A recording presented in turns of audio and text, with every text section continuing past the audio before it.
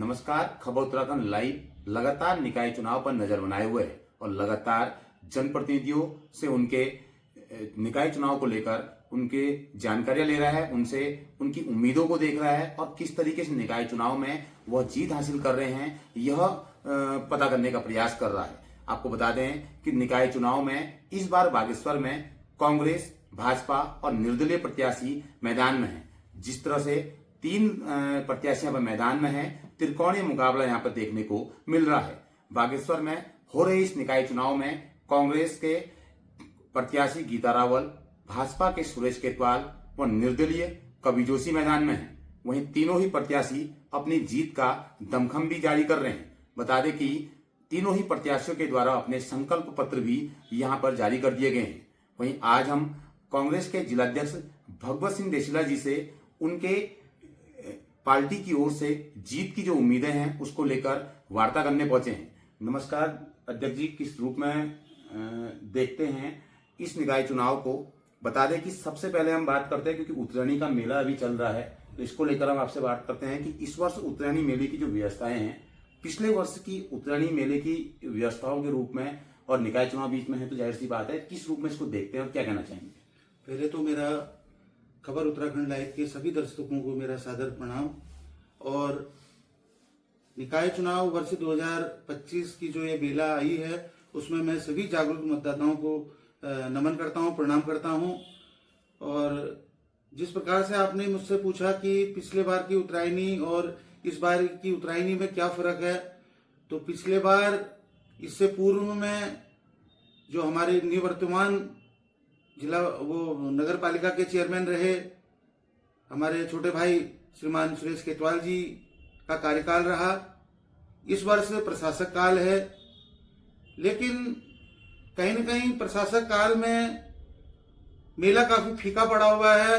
यह हम ही नहीं, यह हमारे निवर्तमान चेयरमैन साहब ने भी ये बात कही है एक साक्षात्कार में। और हमने देखा कि उसी टीवी के इंटरव्यू में हमने एक चीज देखी कि उनके द्वारा कहा गया कि हमने यहाँ पर हेली की व्यवस्थाएं कराई थी, हेली की सुविधाएं कराई थी और अति निम्न वर्ग के लोगों को भी उसमें हवाई यात्रा करने का मौका प्राप्त हुआ। और उनके द्वारा ये भी कहा गया, ये मेरा कहना नहीं है, ये टीवी के इंटरव्यू में उनके द्वारा कहा गया कि बागेश्वर जिस सोच को नहीं रखता था उस सोच को उजागर करने का कार्य मेरे द्वारा किया गया। और बागेश्वर जो उत्तरायणी का मेला है उसमें हेली जो सेवा हमने दी, उसके बदौलत जो निम्न स्तर के लोग उस हवाई यात्रा का आनंद उठा पाए। लेकिन मैं आपके चैनल के माध्यम से उनसे ये क्वेश्चन करना चाहूंगा कि आप किसको निम्न स्तर की बातें कर रहे हैं और किस व्यक्ति को आप निम्न स्तर की श्रेणी में रखने का काम कर रहे हैं। और हवाई यात्रा की सोच बागेश्वर वाले नहीं रख सकते हैं, ये आपने कैसे निर्धारित कर दिया, इस बारे में मुझे सोच के बड़ा अफसोस होता है। और जहां तक की बात आती है मेले की व्यवस्थाओं की, आपने देखा होगा कि पूरे शहर में जिस तरीके की अव्यवस्थाएं आज इस शहर में हुई हैं, आपने देखा होगा कि अभी एक मामला आपका एक थूक जिहाद वाला जो मैटर इन लोगों ने हमने टीवी के माध्यम से और चैनलों के माध्यम से और फेसबुक और सोशल मीडिया के माध्यम से देखा, बड़ा ही दुर्भाग्यपूर्ण वाकया रहा। लेकिन मैं बागेश्वर जनपद की पुलिस और यहाँ के एलआईयू को मैं धन्यवाद देना चाहूंगा, जिनकी तत्परता से एक बड़ा धार्मिक उन्माद होने से बचा।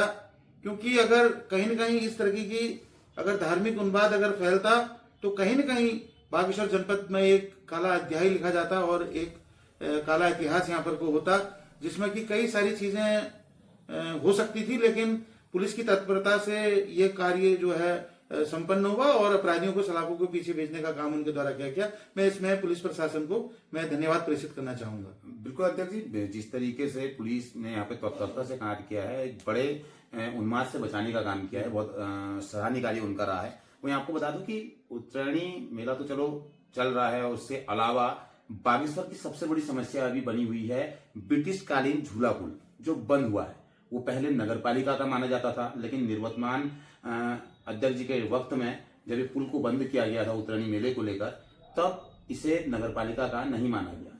क्या कहना चाहेंगे इसको लेकर? देखिए जगदीश जी, मैं आपके इस क्वेश्चन से मैं इत्तेफाक नहीं रखता हूँ। ये मुझे पता था कि आप शायद इस बारे में जरूर क्वेश्चन करेंगे, लेकिन मैंने उसी ही इंटरव्यू में एक चीज और देखी कि हमारे निवर्तमान पालिका अध्यक्ष जी ने यह स्वीकार किया कि 1913 में बने हुए ब्रिटिशकालीन झूला पुल का स्वामित्व जो है नगर पालिका के पास था। लेकिन पिछले 5 वर्ष के कार्यकाल में क्या वजह रही कि वो पुल जीर्ण शीर्ण होने की स्थिति में आई? इससे पूर्व में भी उस पुल की मरम्मत हुई और उसको चलने लायक दुरुस्त किया गया, जबकि उस पुल में मात्र 40-45 लोग एक समय गुजर सकते थे। लेकिन मैं प्रशासन से ये कहना चाहता था कि अगर दोनों तरफ से अगर पीआरडी के जवानों की ड्यूटी लगाई जाती और उसमें गेट लगा दिया जाता, सुबह 7 बजे खोला जाता और शाम को 7 बजे 6 बजे बंद कर दिया जाता, और उसमें 4-6 लोग 5-6 लोगों को अगर छोड़ा जाता तो शायद वो पुल इतनी भी जीर्ण शीर्ण नहीं थी कि वो टूटने की स्थिति में होती। और मैं इससे पूर्व में भी हमारे श्रीमान जिलाधिकारी महोदया हमारी अनुराधा पाल जी यहाँ पर थी, उनके एक इंटरव्यू में मैंने देखा था कि उस पुल के पार्ट्स अवेलेबल नहीं हो पा रहे हैं।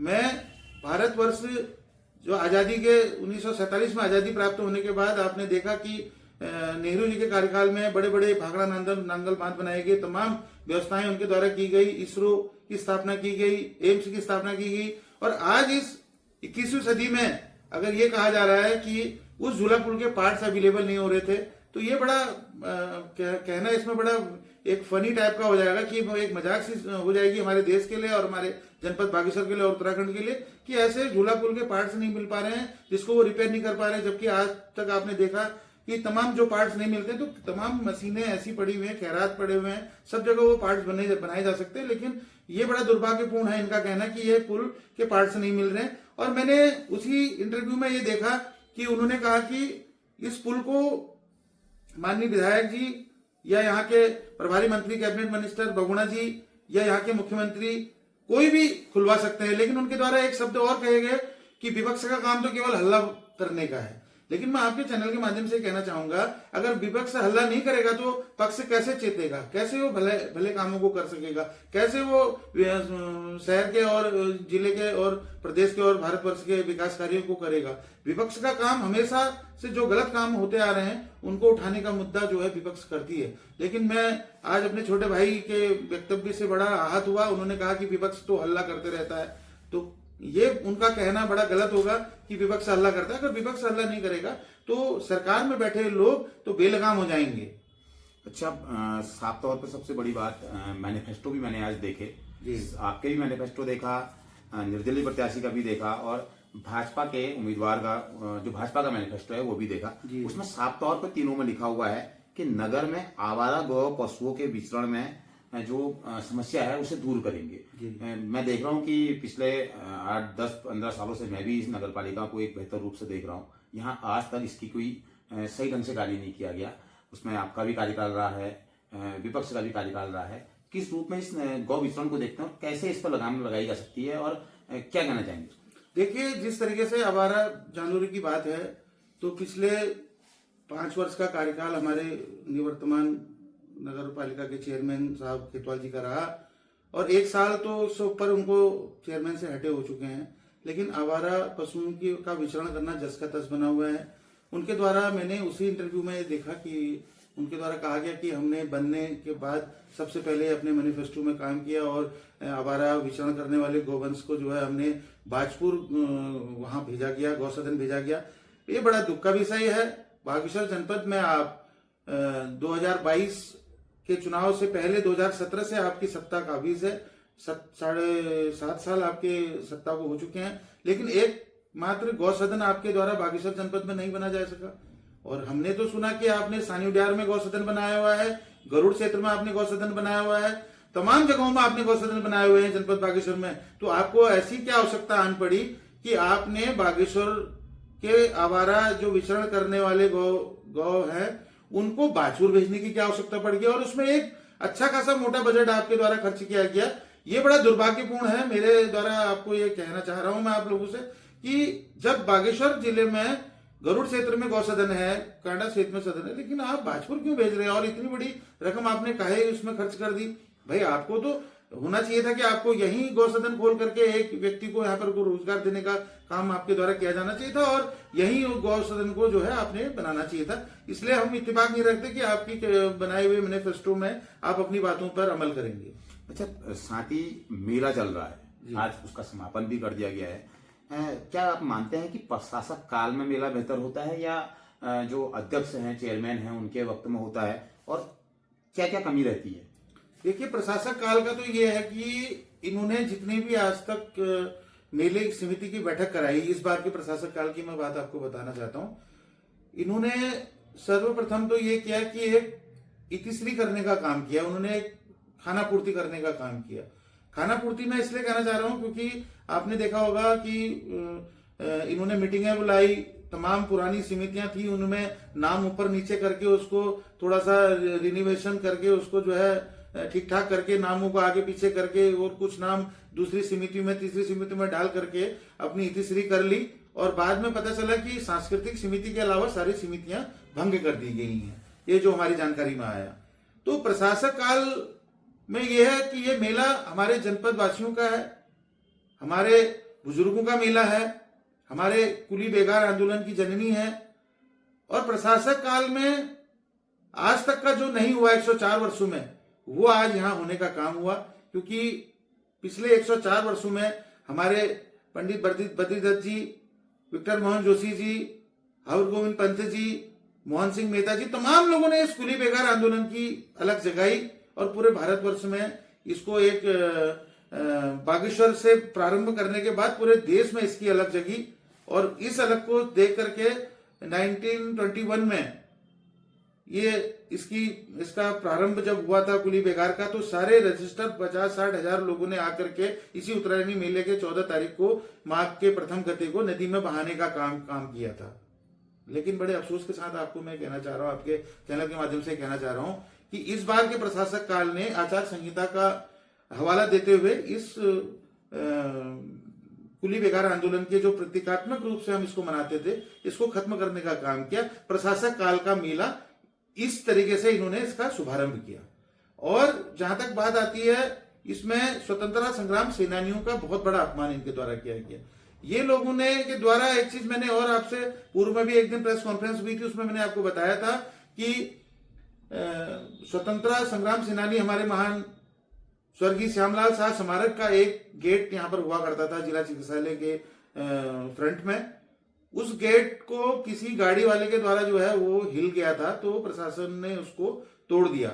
मेरे द्वारा विरोध करने पर उनके द्वारा कहा गया कि यहाँ पर गेट नया लगेगा और इससे दुर्घटना हो सकती थी।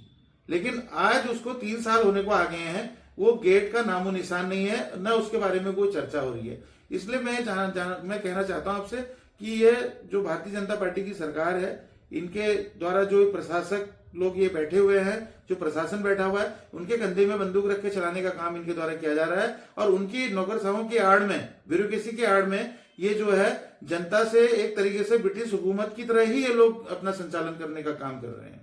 अच्छा, साथ ही बागेश्वर हो या अन्य कहीं भी जगह जहाँ भी नगर पालिकाएं होती हैं, शौचालयों का वहाँ महत्वपूर्ण स्थान होता है। शौचालय ज्यादा से ज्यादा मात्रा में बनाने का प्रयास भी किया जाता है और उनकी सफाई व्यवस्था का भी विशेष ध्यान देने की बात कही जाती है। लेकिन बागेश्वर नगर में इनकी कमियां लगातार देखी जा रही है। हालांकि पहले काफी ज्यादा मात्रा में यहाँ होने की, शौचालय होने की बात कही जाती थी, लेकिन अचानक कहाँ गायब हुए और किन जगहों में लुप्त हुए या आज तक समझ नहीं आया। क्या कहना चाहेंगे इनको लेकर? देखिए, शौचालय की बात जहां तक आती है कि हमारे पिछले कार्यकाल में अभी जो चल रहा था, तो उसमें हमने देखा कि मिशन स्कूल से नीचे एक शौचालय हुआ करता था, उसको तोड़ने का काम किया गया। बस स्टेशन में एक शौचालय था, उसको आजकल तोड़ के कोई हाईटेक शौचालय बनाने की बात ये कर रहे हैं। वो जब बनेगा तो तब बात की बात है। लेकिन बागेश्वर नगर जो है कुमाऊं की काशी है, ऐतिहासिक नगरी है, धार्मिक नगरी है, व्यापारिक नगरी है। तो इन जगहों पे क्या है कि इन्होंने मार्केंडी घाट पे जो है इनके द्वारा शौचालय बना दिया गया। देखिए, ऋषि मार्केंडी की धरती है, वहां इन्होंने नदी किनारे शौचालय बना दिया, जिसका आउटलेट जो है सीधे नदी में है। उसके अलावा इनके द्वारा जो है कहा गया, परकेटेश्वर मंदिर के आगे इनके द्वारा जो शौचालय बनाया गया, उसका आउटलेट भी सीधे सीधे जो है नदी में है। और उससे नीचे जो है सारे नदी किनारे लोग आचमन करते हैं, तमाम कर्मकांड करते हैं, तमाम दुनिया भर की चीजें अपने श्राद्ध से, चूड़ी कर्म से लेकर, कर्ण भेद से लेकर के, जनेऊ से लेकर के, दाह संस्कार से लेकर के, स्नान से लेकर सारी चीजें उनके द्वारा की जाती है। लेकिन पुराने शौचालयों को तोड़ के उनकी जगह पर नए शौचालय बनाने के बाद उनका जो आउटलेट है वो नदी में छोड़ा जा रहा है सीधे ही। और आपने देखा होगा कि यहीं हॉस्पिटल के बगल में, पुल के बगल में शौचालय की बिल्कुल मीटर की तो बात ही नहीं आती, बिल्कुल लगा हुआ है जी। और चाहे आपके मार्केंड घाट है, वहां पर आप बिल्कुल देखिए, आप नदी से लगा हुआ है और पहले ही पूरी बाजार की गंदी नाली जो है उसका आउटलेट पूरा पानी में वहां पर छोड़ा जाता है। भागना मंदिर के सामने, वहीं प्रकटेश्वर मंदिर के सामने, तमाम ऐसे ऐसे जगहों पे जो इन्होंने शौचालय बनाए हैं, उसके आगे कहीं ना कहीं या तो धार्मिक घाट हैं या पौराणिक मंदिर हैं, उनके आगे इन्होंने शौचालयों को बनाने का काम किया है और जिसको ये विकास का नाम देने का काम कर रहे हैं। और कहीं से कहीं तक ये जो आपदा के जो रूल हैं उनका उल्लंघन करने का काम इनके द्वारा किया जा रहा है।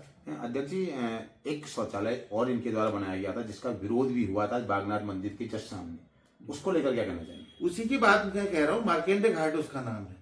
उस मार्केंडे घाट में जो है इनके द्वारा शौचालय बनाया गया, वहीं की बात मैं कह रहा हूँ, बिल्कुल लगा हुआ है नदी से वो। और कभी कभी तो आप देखिए कि जब नदी जब विकराल रूप में आएगी तो अवश्य उस घाट, उस शौचालय के अंदर तक उसका पानी जाएगा। ये देखना आप भी देखेंगे और हम भी इस चीज को देखेंगे। अच्छा, साथ ही मंडासेरा में और उसके अलावा अन्य स्थानों में लगातार जल भराव की समस्या भी सामने आती है। खासतौर पर बारिश के वक्त स्कूली बच्चे काफी वहाँ पे फंसते भी हैं, कई बच्चे गिरते भी हैं और भीग के अपने घरों में पहुंचते हैं, काफी समस्या रहती है। ग्रामीणों के द्वारा या स्थानीय लोगों के द्वारा लगातार धरना प्रदर्शन किया जाता रहा है, लेकिन आज तक समस्या का समाधान नहीं हुआ है। जिन 5 सालों में इन समस्याओं को सुधार होने की बात कही जाती रही है, लेकिन उन 5 सालों में ना ही ये सुधरे हैं और ना इनमें कोई अंतर आया है। इससे पहले भी इसकी बात कही जाती थी, लेकिन अब क्षेत्र बड़ा है, इन क्षेत्रों में, बड़े हुए क्षेत्रों में समस्याएं भी बढ़ी हैं, इनको रोकने का काम नहीं हो पाया। क्या कहना चाहेंगे? देखिए, कुंती नाला जो है हमारे जो भूतपूर्व सैनिकों की जो कैंटीन है, सीएससी सेंटर है जो उनका, उसके बगल से कुंती नाला आता है और तथाकथित आसपास वहीं पर कहीं भी भारतीय जनता पार्टी का भी कार्यालय है, उस पर भी जो पानी आता है उसका पानी भी कुंती गधेरे में ही आता है। तो कुंती नाले का, गधेरे का जो पानी है वो आज हमारे पूर्व के कैबिनेट मिनिस्टर, आज उनका देहांत हो गया है और स्वर्गवासी हो चुके हैं। वो जब चेयरमैन थे उस समय से कुंती गधेरे का पानी जो है इस तरीके से विवेकानंद के बगल से गुजरते हुए नदी में जाके गिरता था। लेकिन आज वहां पर आबादी हो गई है और आबादी बनने के कारण जो है तमाम जो नालियां हैं वो बंद हो चुकी हैं, लोगों ने रास्ते बना दिए हैं और उसकी निकासी प्रॉपर नहीं हुई है।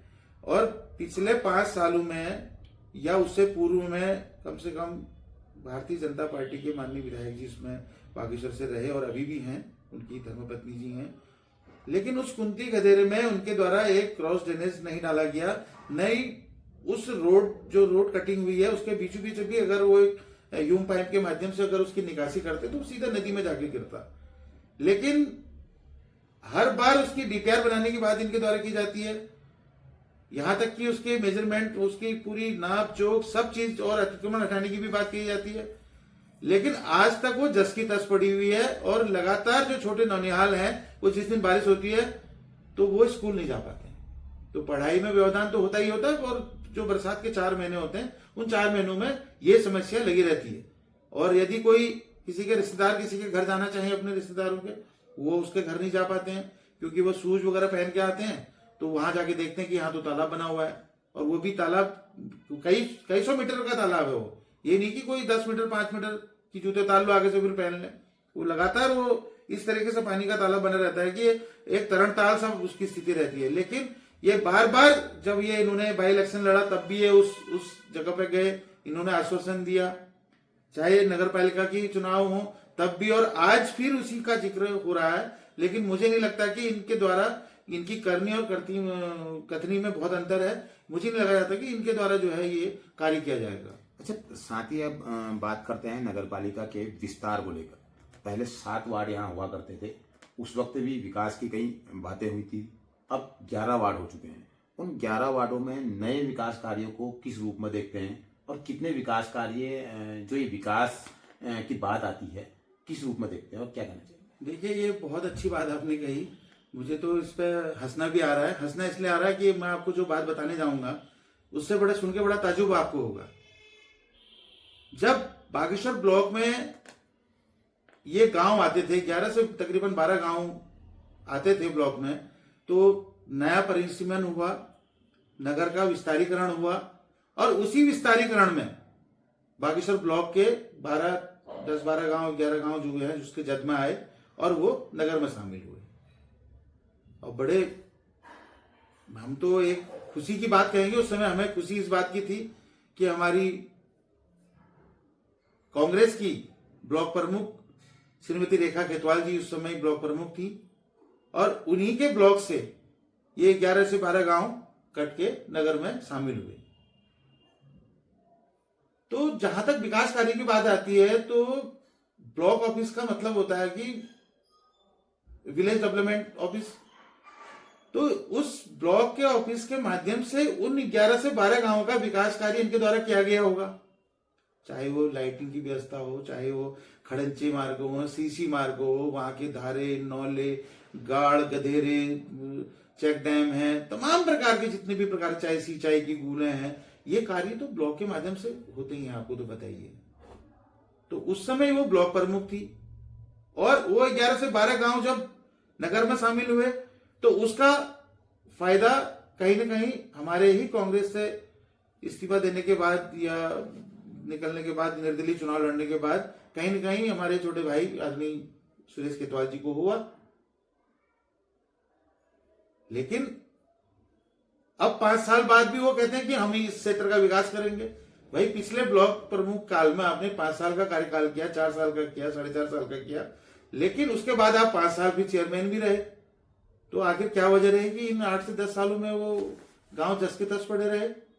और ये कहते हैं कि 7 वार्डों में पहले इन्होंने चुनाव लड़ा, हमारी कांग्रेस की अधिकृत प्रत्याशी थी गीता रावल जी, और उन 7 वार्डों का विकास उन्होंने बखूबी किया। लेकिन जो 4 नए गांव, जो 4 वार्ड नए जुड़े हैं, जो 11 से 12 गांव जुड़े हैं उन वार्डों में आप पहले ब्लॉक प्रमुख थे, बाद में आप चेयरमैन हो गए, वो तब भी आप विकास नहीं कर पाए। तो आज आप फिर 5 साल और मांग रहे हैं आप जनता से। तो जनता को इतना मूर्ख समझिए क्या कि आपकी वो बार बार आपको मौका देते रहेंगे, आप उनको छलते रहोगे, उनको कपट करते रहोगे। तो ये चीजें हमारे समझ में नहीं आती है। इसलिए नहीं आती क्योंकि आपको 2 बार मौका उन्होंने एज ए ब्लॉक प्रमुख भी दे दिया और आपके चेयरमैन भी दे दिया।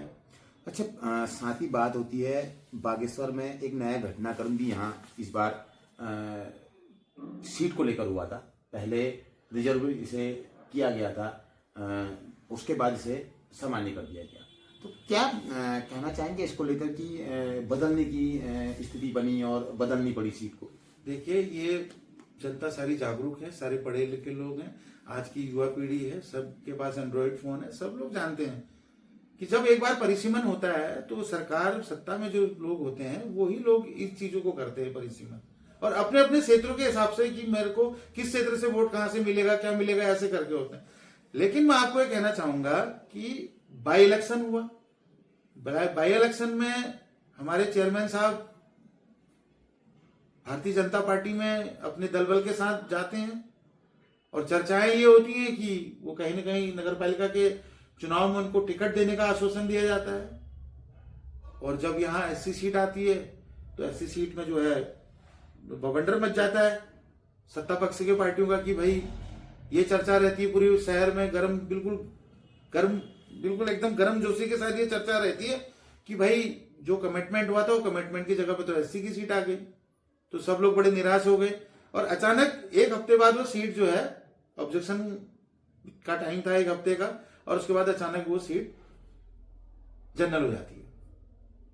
और मैं वो अपने छोटे भाई का ही बयान सुन रहा था कि यही नहीं कि 27-28 नगर पालिका, नगर पंचायत और आपके महानगर पालिकाओं में परिवर्तन हुआ है। भाई हमें और जगह का क्या लेना, हमें तो जनपद बागेश्वर की सीटों का मामला है। तो बागेश्वर सीट में आखिर ऐसा क्या हुआ कि एससी का अधिकार हटा के सामान्य पुरुष कर दी गई? भाई पिछले 15 साल से सीट सामान्य है। मैं आपको आंकड़ा बताता हूं, आपको मैं पीछे थोड़ा सा ले जाऊंगा। 15 साल में, पहले साल में आपके 15 साल में मैं आपके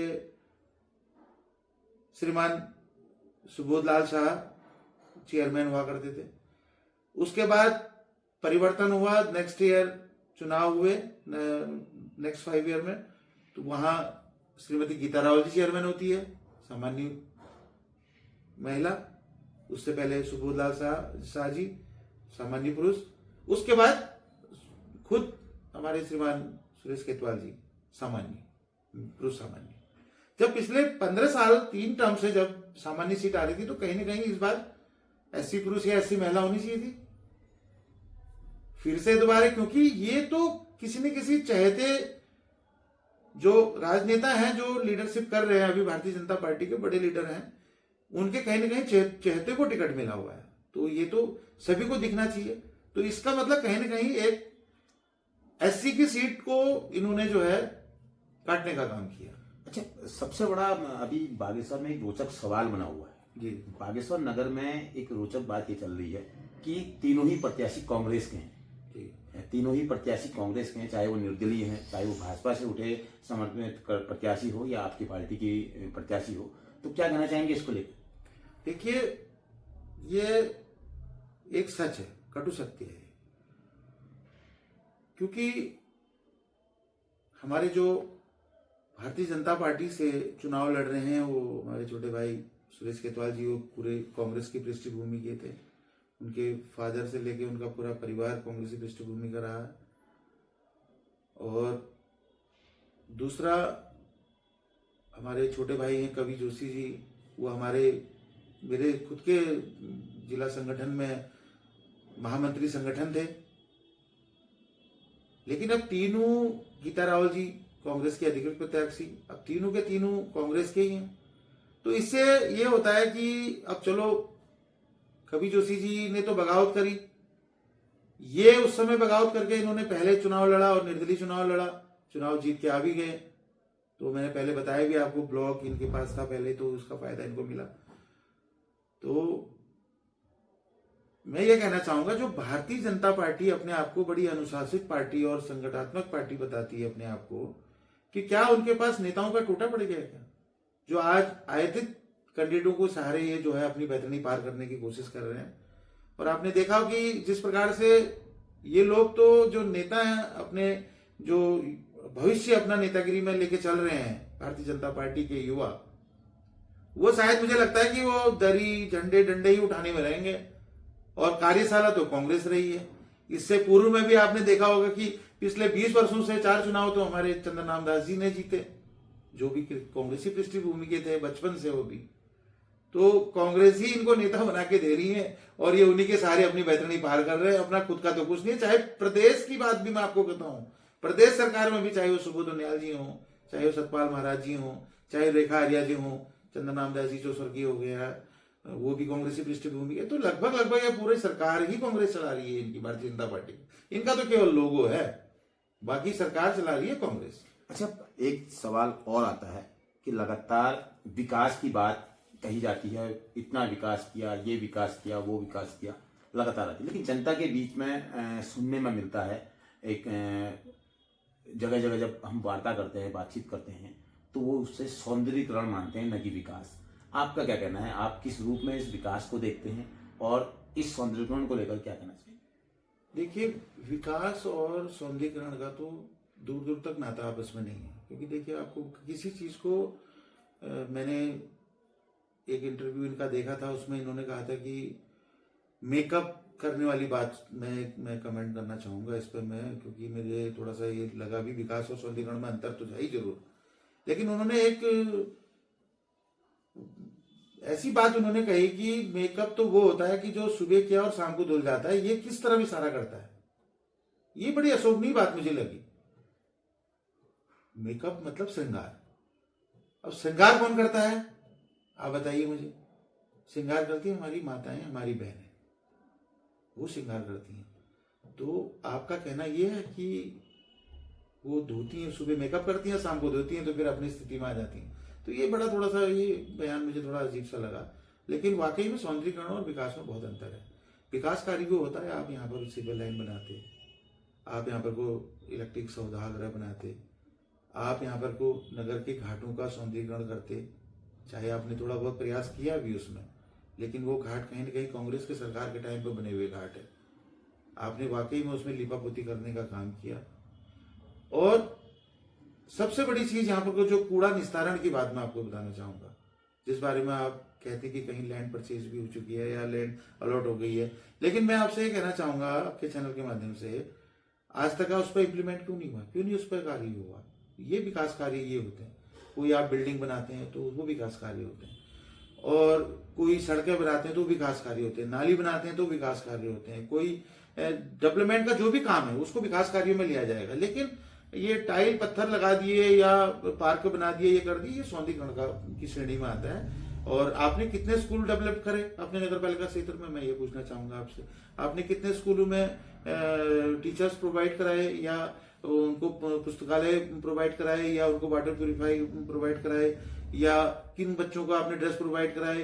भाई ठीक है, आपने कहा कि हमने आवास दिए। अरे भाई, जो पात्र होगा उसी को तो आवास मिलेंगे। ये तो सरकार की योजनाएं होती हैं, चाहे वो पूर्ववर्ती सरकार हो चाहे वर्तमान की हो, सारी सरकारें अपनी अपनी सरकारों के टाइम पे योजनाएं बनाती है। लेकिन विकास कार्य उसी को कहा जाएगा जो चीजें स्ट्रक्चर वाइज बनेंगी, उसी को विकास कहा जाएगा, न कि आप लीपापोती करें और कहें कि विकास है। भाई टाइल लगा दिए, पत्थर लगा दिए, इसका मतलब ये थोड़ा ना विकास है। उसके नीचे से जो बहरी नाली है वो कितनी साफ है, उसके बारे में भी सोचने की आवश्यकता है। इसलिए आपका जो कथन है वो ये है कि आपने एक प्री प्लान तरीके से इस चीज को करने का काम किया। पूरे 4 साल तक आपने लोगों को भ्रमित करते रहे, और 5वें साल में आपने अचानक शहर की गलियों में टाइल पत्थर बिछा करके अपनी उपलब्धि गिनाने का काम किया। और एक झंडा आपके द्वारा लगाया गया, आपने तो खैर कहा भी नहीं, हम तो कह रहे हैं उसके लिए। लेकिन वो झंडा तो जब भी देखा मैंने झुका ही देखा उसे।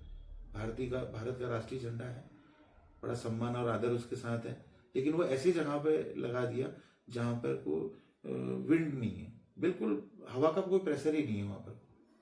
अच्छा, साथ ही एक अहम सवाल और बनता है, और उसमें सबसे बड़ी बात आती है भारतीय जनता पार्टी की, कि वह एक अनुशासित पार्टी है, एक संगठनात्मक पार्टी है। और उस संगठनात्मक पार्टी में जिस तरीके से अचानक से इस तरह की गतिविधियां होती हैं, एक बाहरी व्यक्ति को एकदम से टिकट दे दिया जाता है, तो उसको लेकर किस रूप में कहेंगे? और उनकी संगठनात्मक और उनकी अनुशासित पार्टी होने पर प्रश्न चिन्ह यहाँ पर लगता है, तो क्या कहेंगे? देखो, मैंने वही बात आपसे पहले भी कही कि उनके पास नेताओं का तो बिल्कुल टोटा ही पड़ चुका है।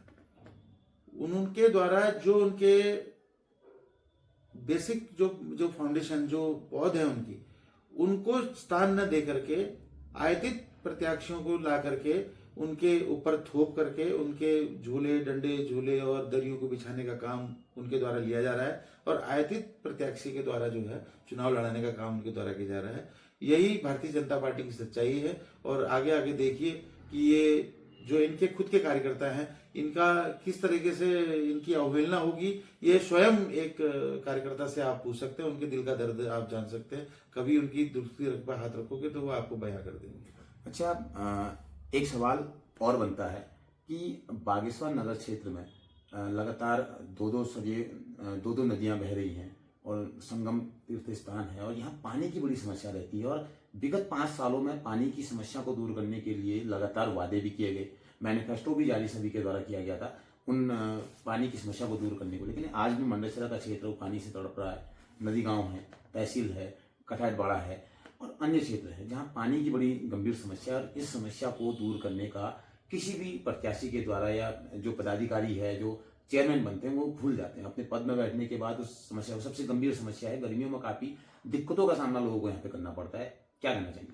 देखिए, बागेश्वर की कुल पॉपुलेशन 17,700 तकरीबन 86-87 या अप्रोक्स 18,000 नगर पालिका क्षेत्र की है। इसको जब तक 4 जोनों में नहीं बांटा जाएगा तब तक ये समस्या जस की तस रहेगी।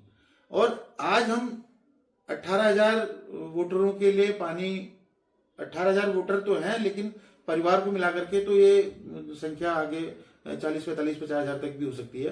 तो आज हम जो प्लान स्कीम बना रहे हैं, तो आज हम 50,000 की पॉपुलेशन के हिसाब से बना रहे हैं। ये नहीं कि उसको 2 लाख की पॉपुलेशन के हिसाब से बनाए। अगर हम आज 50,000 की पॉपुलेशन के हिसाब से उसकी स्कीम को बनाएंगे तो कहीं ना कहीं वो 15 से 20 साल आगे तक हमको वो करके देगा कि इतनी लीड हमें देगा कि हाँ कि अब आने वाले 20 साल तक हमको नई योजना बनाने की आवश्यकता नहीं पड़ेगी। लेकिन आज हम जब बना रहे हैं तो 50,000 लोगों के लिए बना रहे हैं। फिर अगले 5 साल में क्या हो रहा है, वो पॉपुलेशन बढ़ रही है तो हमें फिर नई जगह सोचनी पड़ रही है। तो इससे बड़ा तो एक ये है कि हमारे यहाँ पानी की कोई कमी नहीं है।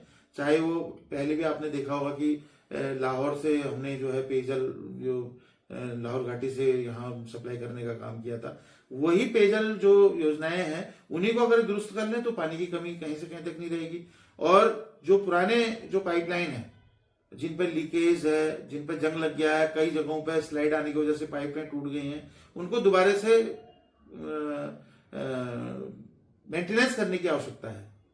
और कहीं ना कहीं हमें जो पंप सेट हमारे हैं और जो क्या बोलते हैं आपके नदियों से लिफ्टिंग योजनाएं जो हमारी बन रही हैं, वो उनको आने वाले 20 साल से 25 साल आगे के भविष्य के बारे में सोच के बनाने की आवश्यकता है।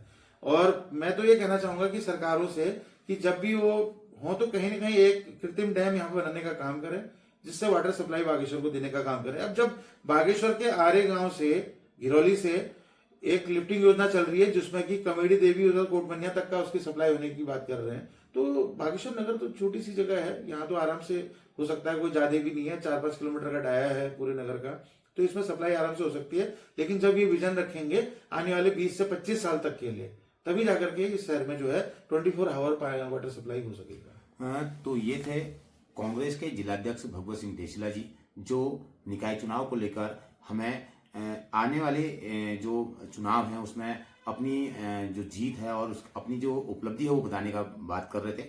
और आने वाले समय में हम अन्य पार्टी के कार्यकर्ताओं या उनके पदाधिकारियों से वार्ता करेंगे और जानने का प्रयास करेंगे कि बागेश्वर नगर का विकास किस तरीके से। नमस्कार।